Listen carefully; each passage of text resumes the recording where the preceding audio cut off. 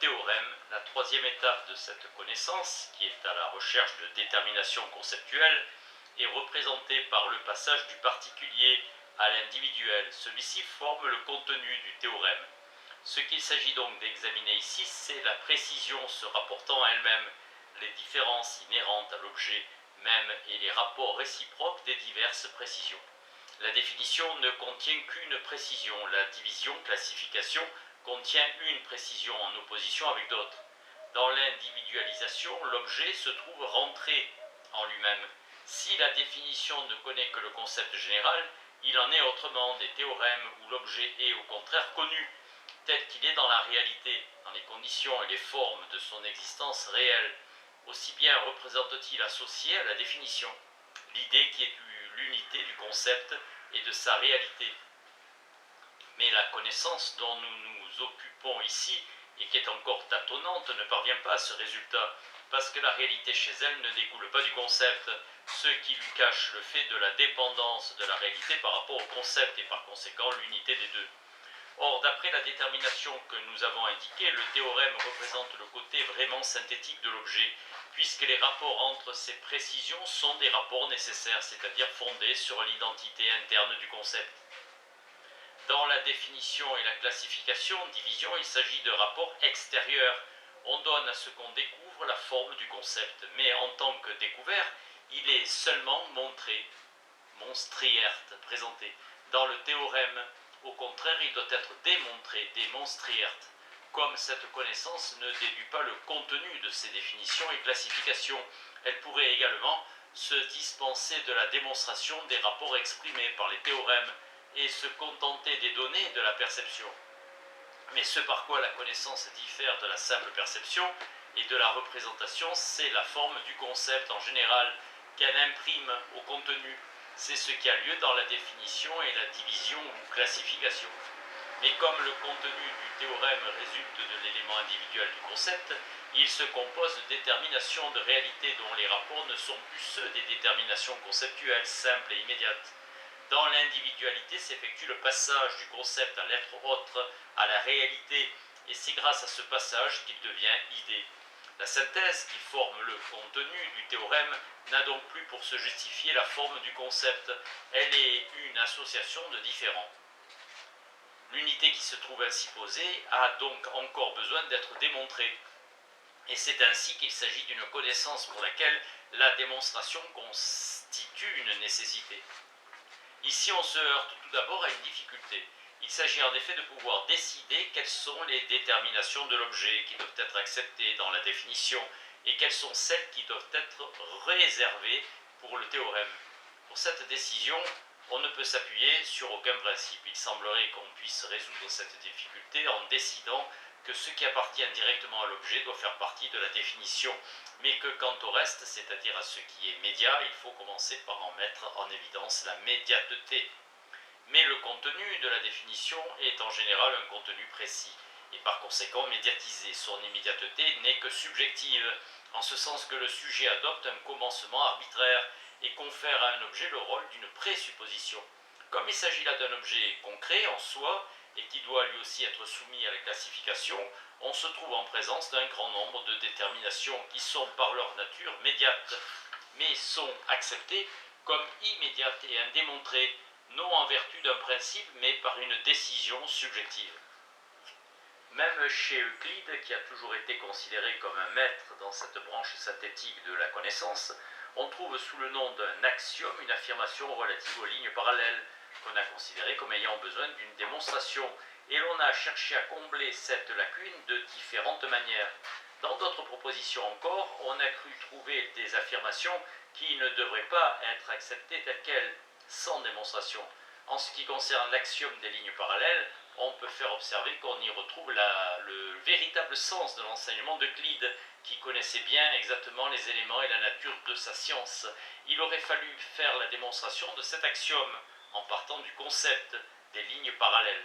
Mais une pareille démonstration ne fait pas plus partie de sa science que la déduction de ses définitions, de ses axiomes et de l'objet en général, c'est-à-dire de l'espace et de ses principales déterminations, qui sont celles de ses dimensions. c'est qu'une pareille démonstration ne peut être faite qu'en partant du concept. Mais comme celui-ci est en dehors des particularités de la science euclidienne, toutes ces déterminations sont nécessairement pour celle-ci des présuppositions, le premier relatif. Les axiomes, pour les mentionner à la même occasion, font partie de la même classe. C'est à tort qu'on les considère généralement comme des premiers absolus, comme s'ils n'avaient pas besoin en et pour soi de démonstration. S'il en était vraiment ainsi, il serait de simple tautologie, car c'est seulement dans l'identité abstraite qu'aucune différence n'existe, et c'est seulement elle qui n'a pas besoin de médiation. Si donc les axiomes sont quelque chose de plus que de simple tautologie, ils ne peuvent être que des propositions faisant partie d'une autre science, parce qu'ils ne peuvent être des présuppositions que pour la science à laquelle ils doivent servir d'axiomes. Ce sont donc à proprement parler des propositions, et des propositions empruntées le plus souvent à la logique. Les axiomes de la géométrie sont des lemmes de ce genre, des propositions logiques qui se rapprochent d'ailleurs des tautologies par le fait qu'elles ne se rapportent qu'à la grandeur et que les différences purement qualitatives en sont exclues. Quant au principal axiome, au syllogisme qualitatif, il en a été question plus haut. Les axiomes ont donc besoin eux aussi, tout comme les définitions et les classifications envisagées en elles-mêmes, d'une démonstration. Et s'ils ne sont pas transformés en théorèmes, c'est parce qu'en tant que premiers, ils sont acceptés à un certain point de vue comme des présuppositions. En ce qui concerne le contenu des théorèmes, il faut insister à leur propos sur un autre caractère différentiel, à savoir qu'étant donné que ce contenu consiste dans un rapport entre des propositions inhérentes à la réalité du concept, ces rapports peuvent exprimer des conditions plus ou moins complètes ou isolées de l'objet, ou bien une condition qui comprend tout le contenu de la réalité et exprime sa signification précise. Mais l'unité de toutes les précisions du contenu correspond au concept.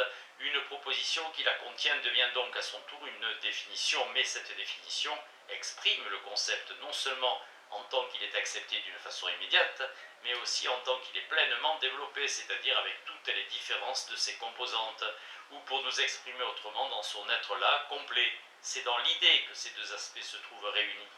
Lorsqu'on compare de près entre elles les propositions d'une science synthétique, et principalement celle de la géométrie, on s'aperçoit que quelques-unes d'entre elles n'expriment que des rapports isolés, des objets, tandis que d'autres expriment des rapports correspondant à la précision complète de l'objet.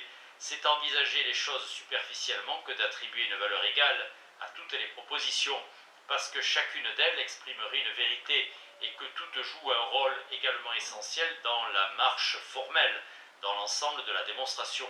C'est de cette marche que dépendent de la façon la plus directe les différences entre les contenus des propositions. Quelques nouvelles remarques sur cette marche serviront à mettre en évidence ces différences, ainsi que la nature de la connaissance synthétique.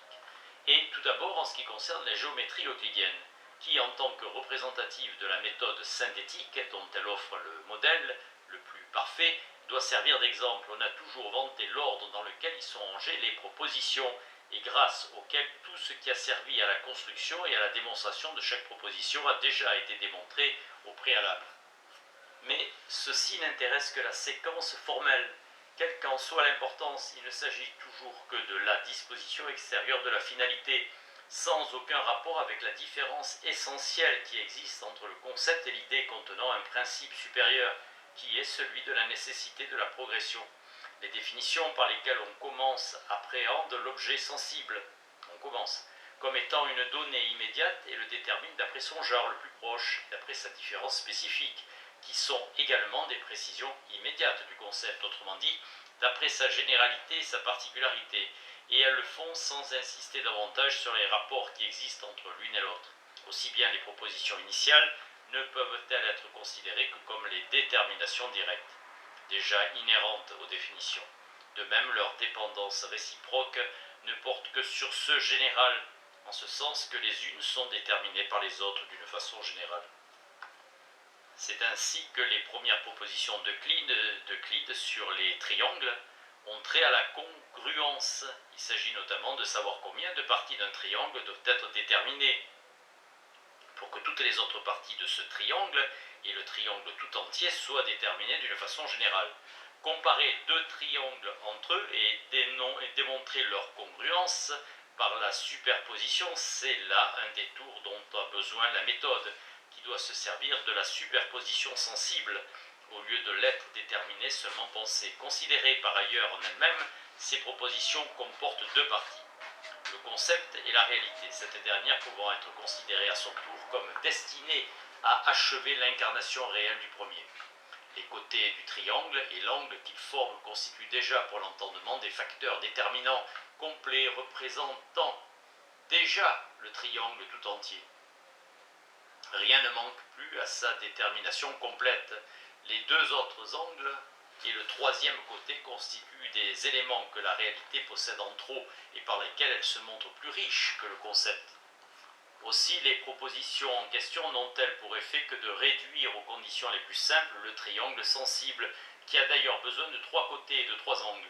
Dans la définition, il n'était question que de trois lignes en général, limitant la figure plane, tandis que le théorème parle expressément de l'être déterminé des angles par l'être déterminé des côtés, de même que les autres théorèmes impliquent la dépendance de trois autres éléments de ce genre. Mais c'est le théorème de Pythagore qui contient la détermination complète de la grandeur du triangle d'après les côtés pris en eux-mêmes. Dans ce théorème, en effet, les côtés du triangle se trouvent réduits à l'égalité, car les côtés dont il a été question précédemment ne servaient qu'à la détermination réciproque des parties du triangle et non à leur égalisation. Aussi, cette proposition est-elle la définition parfaite et réelle du triangle, et notamment du triangle rectangle d'abord, c'est-à-dire du triangle présentant les différences les plus simples, et par conséquent du triangle plus régulier. Euclide conclut son premier livre par cette proposition qui implique en fait avec précision parfaite. C'est ainsi également qu'il termine son deuxième livre, après avoir réduit à l'uniformité les triangles non rectangles, c'est-à-dire présentant des inégalités plus grandes. Après avoir réduit le rectangle au carré, c'est-à-dire après avoir établi une égalité entre ce qui est égal à soi-même, autrement dit le carré, et ce qui est inégal à soi-même, autrement dit le rectangle. C'est ainsi que l'hypoténuse, qui correspond à l'angle droit, c'est-à-dire à ce qui est égal à soi-même, constitue dans le théorème de Pythagore un côté de l'égalité, tandis que l'autre côté est formé par ce qui est inégal à soi-même, c'est-à-dire par les deux cathètes. Cette égalité entre le carré et le rectangle forme la base de la deuxième définition du cercle, autre théorème de Pythagore, mais cela pour autant seulement que les deux cathètes sont considérées comme des grandeurs variables. Dans la première équation du cercle, il existe entre la précision sensible et l'égalité le même rapport qu'entre les deux définitions différentes des coupes d'une sphère. Cette progression vraiment synthétique constitue le passage du général au particulier, notamment à ce qui est déterminé en soi et pour soi ou à l'unité immanente de l'objet, pour autant que celui-ci s'était dissocié et différencié en ses précisions réelles et essentielles. Dans les autres sciences, cependant, le procédé courant, mais tout à fait imparfait, consiste bien à commencer par un général, mais à ne voir dans sa particularisation et concrétion qu'une application du général à une matière provenant d'une source qui se trouverait quelque part ailleurs. De cette façon, l'élément individuel proprement dit de l'idée n'apparaît que comme une addition empirique. Quelque parfait ou imparfait que soit un théorème, il doit être démontré. Il est un rapport entre des déterminations réelles qui ne sont pas des déterminations conceptuelles. Lorsqu'elles sont, comme il apparaît dans les définitions que nous avons appelées deuxièmes ou réelles, ces théorèmes sont bien de ce fait d'une part des définitions, mais comme leur contenu se compose de rapports entre les déterminations réelles et non seulement d'un rapport entre un général et une précision simple, ils ont besoin par rapport à une pareille première définition d'une démonstration. Et ils s'y prêtent d'ailleurs. En tant que précision réelle, ils ont la forme de précision différente d'entre elles et indifférentes les unes aux autres. Aussi n'ont-elles pas une unité immédiate et il s'agit de mettre en évidence leur médiation. L'unité immédiate impliquée dans la première définition est celle d'après laquelle le particulier existe dans le général.